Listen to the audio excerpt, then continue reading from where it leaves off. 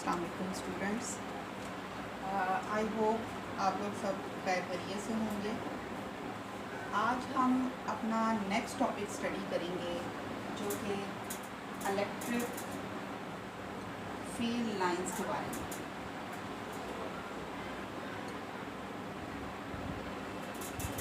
इससे पहले आपने इलेक्ट्रिक फील्ड वाला टॉपिक स्टडी कर लिया हुआ है। अब यहाँ पर नाम पे अगर आप गौर करें तो लाइंस की बात हो रही है, यानी हम इलेक्ट्रिक फील्ड को in the form of lines अगर शो करेंगे तो ये इलेक्ट्रिक फील्ड लाइंस कहलाएंगे। इसकी डेफिनेशन हम इस तरह से करेंगे कि ये विजुअल रिप्रेजेंटेशन है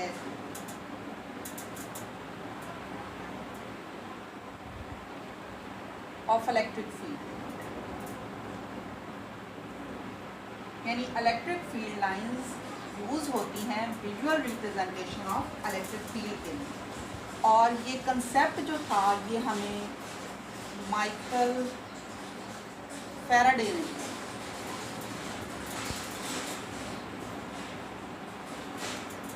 अब इलेक्ट्रिक फील्ड लाइंस जो हैं इनको जब आप डिफ़ाइन करेंगे तो आप कहेंगे कि ये है एक map which provides us information of electric field। यानी इलेक्ट्रिक फील्ड के बारे में क्या क्या इंफॉर्मेशन ये दे सकता है। एक तो ये इसकी स्ट्रेंथ के बारे में बताएगा, इलेक्ट्रिक फील्ड स्ट्रेंथ किसी पॉइंट पर कितनी है और इसकी डायरेक्शन क्या है, यानी हमें magnitude of electric intensity and direction of electric field दोनों के बारे में electric field lines complete information देंगी। सबसे इम्पॉर्टेंट बात इसमें यह है कि माइकल फैराडे ने अगरचे ये कंसेप्ट यूज़ किया है, लेकिन ये फील्ड लाइंस जो हैं ये इमेजिनरी हैं, इनका हकीकत से कोई ताल्लुक़ नहीं। जस्ट हमने इस चीज़ को समझने के लिए कि इलेक्ट्रिक फील्ड किस तरह की होती है, किस डायरेक्शन में होती है और किस तरह से दूसरे चार्जेस के ऊपर एक्ट करती है, इसको एक्सप्लेन करने के लिए हमने खुद से इलेक्ट्रिक फील्ड लाइंस को ड्रॉ किया है। हालांकि एक्चुअली जहाँ चार्ज पड़ा होता है उसके इर्द गिर्द ऐसी कोई लाइंस अवेलेबल नहीं है। अच्छा, अब चार्जेस जो हैं हमने ये पढ़ा था कि ये दो किस्म के होते हैं, positive charge and negative charge. अब हमने ये देखना है कि इलेक्ट्रिक फील्ड पॉजिटिव चार्ज की वजह से कैसी है और नेगेटिव चार्ज की वजह से कैसी है। अगर हमने पॉजिटिव चार्ज रखा हुआ है तो इसकी फील्ड को टेस्ट करने के लिए जब हम लाइंस ड्रॉ करेंगे तो वो हम हमेशा पॉजिटिव टेस्ट चार्ज की मदद से करेंगे, जो कि हमने पिछले टॉपिक में भी पढ़ा था कि ये क्यू नॉट होगा। और इसकी जो दो प्रॉपर्टीज़ हमने स्टडी की थी, एक तो इसको पॉजिटिव चार्ज होना चाहिए और दूसरा इसको इतना स्मॉल होना चाहिए कि ये जस्ट फील्ड को डिटेक्ट करे, फील्ड को डिस्टर्ब ना करे। अब अगर आप पॉजिटिव चार्ज के करीब इसको लेकर आएंगे तो ये चार्ज बाहर की तरफ रिपेल हो जाएगी। आप डिफरेंट पॉइंट्स के ऊपर जब इस टेस्ट चार्ज को रख कर देखेंगे तो आपकी फील्ड जो होगी वो आउटवर्ड डायरेक्शन में होगी। अच्छा, अब पीछे हमने इसी चीज़ को डॉट्स की मदद से ड्रॉ किया था, अब हम इसी चीज़ को लाइंस की मदद से ड्रॉ कर रहे हैं। यानी इलेक्ट्रिक फील्ड को शो करने के लिए दोनों ही मेथड्स यूज़ होते हैं, इलेक्ट्रिक फील्ड लाइंस का और डॉट्स का। दोनों से ही हमें तकरीबन सेम इंफॉर्मेशन मिलती है, लेकिन इस कंसेप्ट को समझना चूँकि आसान है इस वजह से हम आपके जो प्राइमरी लेवल है इसके ऊपर इसमें यानी कि हम इलेक्ट्रिक फील्ड लाइंस वाला कॉन्सेप्ट यूज़ करेंगे। अब इस मैप से हमें क्या इंफॉर्मेशन मिल रही है, यहाँ पर जहाँ चार्ज के क्लोज़र वाला रीजन है, यहाँ पर ये जो फील्ड लाइंस हैं ये क्लोज़र हैं। इसका मतलब ये है कि यहाँ फील्ड स्ट्रेंथ ज़्यादा है और जैसे जैसे हम चार्ज से दूर जाते हैं वैसे वैसे ये फील्ड लाइंस जो हैं ये सेपरेट हो जाती हैं, इर्द गिर्द बिखर जाती हैं। इसका मतलब ये है कि यहाँ पे स्ट्रेंथ ऑफ इलेक्ट्रिक फील्ड बहुत ही कम है, यानी फील्ड वीक है। दूसरी बात ये कि इसकी डायरेक्शन का हमें पता चल रहा है कि अगर पॉजिटिव हमने चार्ज रखा हो तो इसकी डायरेक्शन ऑफ इलेक्ट्रिक फील्ड हमेशा आउटवर्ड्स होगी। अब अगर हमने इसकी जगह नेगेटिव चार्ज रखा हो तो इसकी फील्ड भी हम पॉजिटिव टेस्ट चार्ज से ही टेस्ट करेंगे। अब क्या होगा, पॉजिटिव टेस्ट चार्ज इसकी तरफ होगा अट्रैक्ट। अगर आप इस पॉइंट पे रखेंगे तब भी अट्रैक्शन, इस पॉइंट पे रखेंगे तब भी अट्रैक्शन, यानी डिफरेंट पॉइंट्स पे रख के जब आपने इसको टेस्ट किया तो ये इस तरह की एक पिक्चर आपके पास आ गई। इस पिक्चर का मतलब क्या है, जैसे इसमें हमने कहा था यहाँ भी लाइंस क्लोजर हैं जहाँ पे चार्ज का नज़दीकी रीजन है और ये फील्ड लाइंस जो हैं ये सेपरेट हो गई हैं जैसे जैसे हम चार्ज से दूर जाते जा रहे हैं। इसका मतलब ये है कि जहाँ लाइंस क्लोजर हैं वहाँ फील्ड स्ट्रॉन्ग है और जहाँ पर ये दूर हट गई हैं एक दूसरे से वहाँ पे फील्ड वीक है। दूसरी बात ये कि इसकी डायरेक्शन जो है फील्ड की वो इनवर्ड है, यानी पॉजिटिव चार्ज के लिए डायरेक्शन आउटवर्ड्स है और नेगेटिव चार्ज के लिए ये इनवर्ड्स है।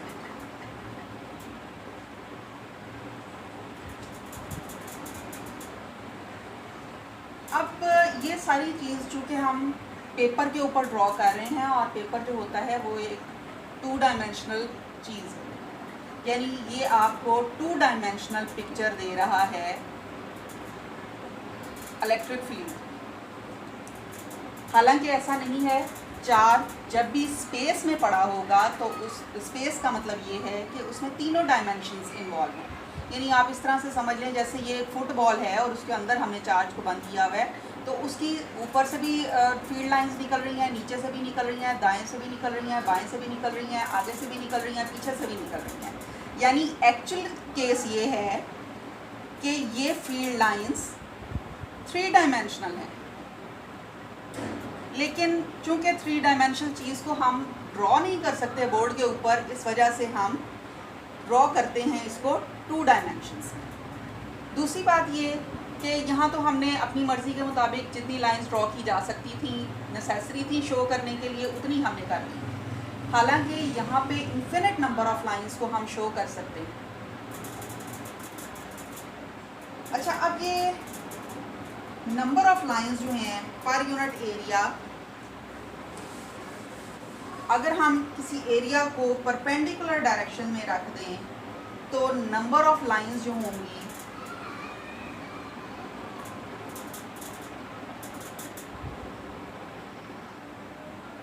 Per unit area,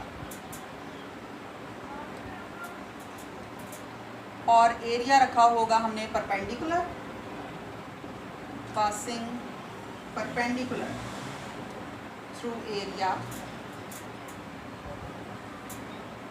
is proportional to magnitude of electric field। यानी अगर आप इसी फील्ड की बात करते हैं और आप इसके ऊपर एक एरिया को रख देते हैं तो जो परपेंडिकुलर डायरेक्शन में इसके अंदर से पास कर रही होंगी वो स्ट्रेंथ ऑफ इलेक्ट्रिक फील्ड आपको बताएंगे, इलेक्ट्रिक इंटेंसिटी बताएंगे। अच्छा, अब ये तो सिंपल केस था जिसमें हमने पॉजिटिव और नेगेटिव चार्ज की वजह से बनने वाली इलेक्ट्रिक फील्ड लाइंस को देखा। लेकिन अगर ऐसा केस हो कि 2 चार्जेस अगर एक ही टाइम पे एक ही जगह पे मौजूद हों तो फिर क्या सिचुएशन हो? अगर सेम चार्जेस मौजूद हैं, से दीज आर नेगेटिव या ये दोनों पॉजिटिव भी हो सकते हैं। अब इसकी जो फील्ड है ये है इनवर्स,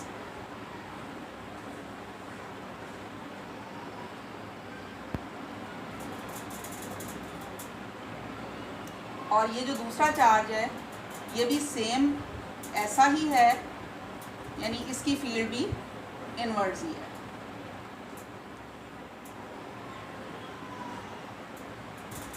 अब जब हमने पिछला टॉपिक स्टडी किया था तो हमने कहा था कि लाइक चार्जेस जहाँ पे भी होंगे वो एक दूसरे को रिपेल करेंगे।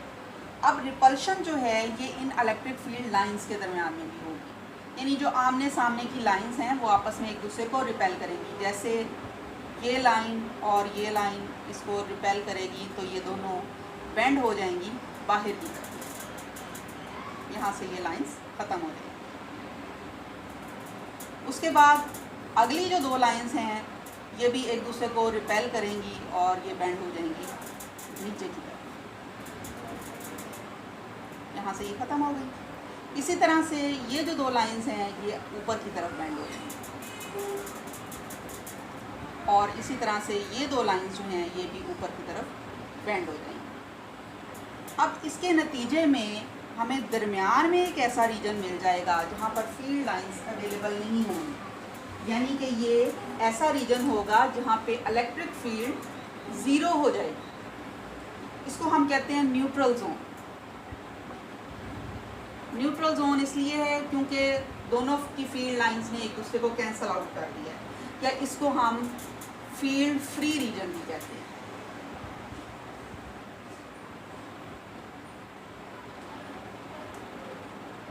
अब सेम यही पैटर्न होगा अगर आपके यहाँ पे दो पॉजिटिव चार्जेस होंगे, सिर्फ उसमें फ़र्क ये होगा कि उन दोनों की फील्ड आउटवर्ड्स हो। बाकी वैसे ही ये रिपल्शन आपस में करेंगे एक्सर्ट और वैसे ही इनकी लाइंस जो होंगी ये बेंड हो जाएंगी और दरमियान में आपको फील्ड फ्री रीजन मिल जाएगा। अब ये तो थी लाइक चार्जेस की बात जिनमें रिपल्शन मौजूद। अगर आपके पास दो ऑपोजिट चार्जेस हो, यानी ये पॉजिटिव और नेगेटिव चार्ज है, ये ऑपोजिट चार्ज, अब इसकी फील्ड जो है ये भी ऑपोजिट है, यानी इसकी आउटवर्ड्स थी और दूसरे वाले चार्ज की इनवर्ड्स थी।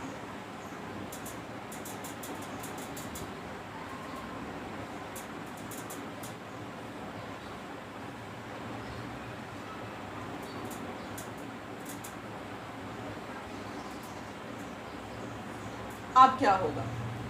अब ये चूंकि ऑपोजिट चार्जेस हैं, अनलाइक चार्जेस हैं, तो ये आपस में एक दूसरे को अट्रैक्ट करेंगे। अट्रैक्ट इस तरह से करेंगे कि ये जो दरमियान में इनके लाइन है ये आपस में एक दूसरे के साथ कनेक्ट हो जाएंगे, इधर से इनवर्ड आउटवर्ड और इधर से इनवर्ड। उसके बाद इससे अगली जो दो लाइनें हैं ये आपस में एक दूसरे को अट्रैक्ट करेंगी और मिल जाएंगी, यहाँ से ये ख़त्म हो जाएगी। उसके बाद उससे अगली लाइन जो हैं ये भी आपस में एक दूसरे को अट्रैक्ट कर लेंगी और ये पैटर्न आपको मिल जाएगा।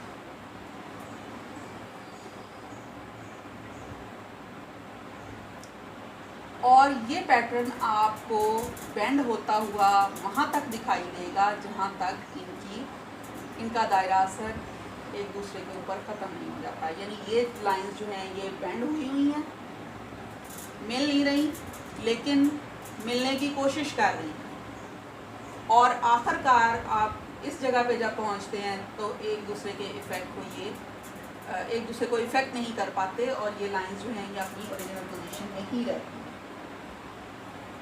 अच्छा, अब इस केस में जब आपने इलेक्ट्रिक इंटेंसिटी की डायरेक्शन फाइंड करनी है तो ये जो लाइंस मिली हुई हैं इनके ऊपर टेंजेंट ड्रॉ करना है। ये आपको वो वाली असल लाइन जो पहले वाले चार्ज के अकेले की थी वो आपको यहाँ पर मिल जाएगी। यानी अगर आपने इलेक्ट्रिक इंटेंसिटी कैलकुलेट करनी हो किसी भी पॉइंट पे किसी भी लाइन के अलोंग, तो आप उस लाइन के ऊपर टेंजेंट ड्रॉ करते हैं और वो टेंजेंट आपको बताता है ओरिजिनल फील्ड की डायरेक्शन के बारे में जो कि असल चार्ज की वजह से। उसके बाद एक केस आपके पास ये भी हो सकता है कि दो पैरेलल प्लेट्स हों और उनमें से एक के ऊपर पॉजिटिव चार्ज हो और एक के ऊपर नेगेटिव चार्ज हो। अब ये चार्ज जो होगा, पहली बात तो ये कि ये इक्वल होगा और दूसरी बात ये कि ये ऑपोजिट साइन का होगा। जब चार्ज इक्वल होगा तो ये हमेशा पॉजिटिव से बाहर की तरफ और नेगेटिव से ये अंदर की तरफ, यानी आप इसको एक ही लाइन की मदद से शो कर सकते हैं। अब अगर आप इसको ज़रा गौर से देखें इस पिक्चर को, तो यहाँ पर जो लाइंस मैंने ड्रॉ की हैं वो इक्वली स्पेस्ड हैं, यानी हर दो लाइंस के दरमियान एक जैसा डिस्टेंस है। इस एक जैसे डिस्टेंस का मतलब ये है कि number of lines per unit area जो है वो सेम है, यानी number of lines per unit area. आप कहीं पे भी यूनिट एरिया को डिस्कस कर लें, इस पॉइंट पे रख लें यूनिट एरिया को, इस पॉइंट पे रख लें, इस पॉइंट पे रख लें, उसमें से गुजरने वाली नंबर ऑफ लाइंस एक जैसी हों, क्योंकि हर पॉइंट पे नंबर ऑफ लाइंस जो हैं वो एक जैसी हैं। ऐसी फील्ड को जिसमें number of lines per unit area same हो, ऐसी फील्ड कहलाती है यूनिफॉर्म फील्ड। ठीक है, ये इसकी डेफिनेशन हो गई कि यूनिफॉर्म फील्ड हम तब कहेंगे किसी फील्ड को जब उसमें number of lines per unit area same हो। और ये जो केस हमने स्टडी किया है ये है parallel plate capacitor. Parallel plate capacitor क्या होता है और कैसे इसके ऊपर चार्जेस हम स्टोर करते हैं और फिर कैसे उसकी मदद से फील्ड बनाते हैं, ये हम नेक्स्ट टॉपिक्स में स्टडी करेंगे। अभी आपने सिर्फ ये याद रखना है कि ये जो पैरेलल प्लेट्स हैं इनके ऊपर चार्ज है, ये पैरेलल प्लेट कैपेसिटर की एग्जांपल है। Most importantly the properties of electric field lines. पहली प्रॉपर्टी जो हमने स्टडी की वो ये थी कि ये ओरिजिनेट करती हैं from positive charge and and on negative charge.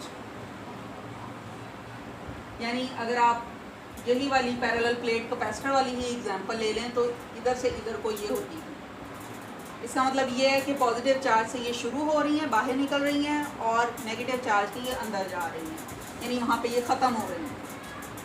Second properties की ये है कि अगर हम टेंजेंट ड्रॉ करें, tangent to any line draw करेंगे तो ये direction of electric field,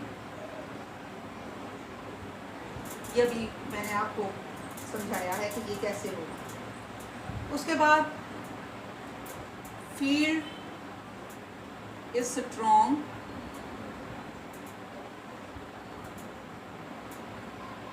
where lines are closer. जहाँ पर लाइंस क्लोजर होंगी वहाँ पे फील्ड स्ट्रॉन्ग होगी, एंड सेम पैटर्न पे it is weak when the lines are farther apart, एक दूसरे से दूर हट जाएंगे, वहाँ पे फील्ड वीक हो जाएगी। उसके बाद फोर्थ और मोस्ट इम्पॉर्टेंट प्रॉपर्टी इसकी ये है, no two lines cross each other. इस पॉइंट को ज़रा अच्छे तरीके से याद कीजिएगा क्योंकि ये आपके एक शॉर्ट क्वेश्चन का आंसर भी है। अच्छा, अब दो लाइनें अगर कहीं मौजूद हों तो वो एक दूसरे को क्रॉस नहीं करती, या तो साथ मिल जाती हैं या फिर एक दूसरे को रिपेल कर देती हैं, लेकिन क्रॉस कभी नहीं करती। अब इसकी वजह क्या है? Because E has only one direction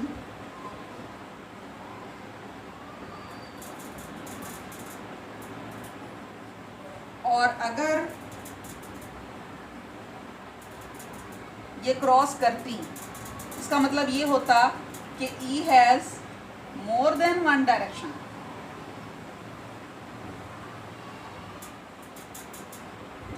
और ऐसा होना फिजिकली पॉसिबल नहीं, विच इज़ फिजिकली इम्पॉसिबल। यानी इसको आपने जो पीछे वाला टॉपिक था इस तरह से समझना है कि अगर आपने पॉजिटिव चार्ज रखा था तो उसमें सारी फील्ड लाइंस की डायरेक्शन बाहर की तरफ थी। अगर अंदर की तरफ होती तो ये पॉसिबिलिटी हो सकती थी कि ये एक दूसरे को क्रॉस कर लेती, लेकिन चूंकि ये सारी ही आउटवर्ड्स हैं इस वजह से ये एक दूसरे को क्रॉस नहीं कर सकती, and E has only one direction. इसी तरह से अगर आप नेगेटिव चार्ज की बात करें तो उसमें भी सारी लाइंस की एक ही डायरेक्शन है, यानी सारी ही इनवर्ड्स हैं। अगर क्रॉस करती तो इसका मतलब ये था कि कुछ लाइनें अंदर की तरफ होती और कुछ बाहर की तरफ होती, लेकिन चूंकि चार्ज एक ही है तो उसकी वजह से पैदा होने वाली फील्ड भी एक ही है और उस सारे की मैग्नीट्यूड भी एक ही है और डायरेक्शन भी एक ही है। ठीक है, उसके बाद अगर आप पैरेलल प्लेट कैपेसिटर की एग्जांपल लें तो इसमें भी सेम यही पैटर्न है कि आपने हमेशा पॉजिटिव से नेगेटिव की तरफ ही इसकी डायरेक्शन लेनी है। अभी भी ये सिंगल डायरेक्शन है, अगर तो इसके ऑपोजिट कोई डायरेक्शन होती तो ये पॉसिबिलिटी हो सकती थी कि ये एक दूसरे को क्रॉस कर जाएं, लेकिन पॉजिटिव चार्जेस भी सारे एक जैसे हैं और नेगेटिव चार्जेस भी एक जैसे हैं, और दोनों की प्रॉपर्टी ये है कि पॉजिटिव चार्ज से आउटवर्ड होनी है इसकी डायरेक्शन और नेगेटिव चार्ज से इनवर्ड होनी है। इसका मतलब ये है कि ये फिज़िकली पॉसिबल ही नहीं है कि एक चार्ज दो तरह की लाइंस को जनरेट करे, और ये पॉसिबिलिटी भी साथ में ख़त्म हो गई कि ये एक दूसरे को क्रॉस कर पाएंगे। ये आपके शॉर्ट क्वेश्चन का आंसर भी है, इसलिए इसको बहुत अच्छे तरीके से याद कीजिएगा। आई होप अगर आप इसको स्टडी करेंगे तो ये आपको इजीली समझ में आ जाएगा। फिर भी अगर आपको कोई डिफ़िकल्टी पेश आए तो आप इनबॉक्स में मुझे क्वेश्चंस कर सकते हैं। Thank you.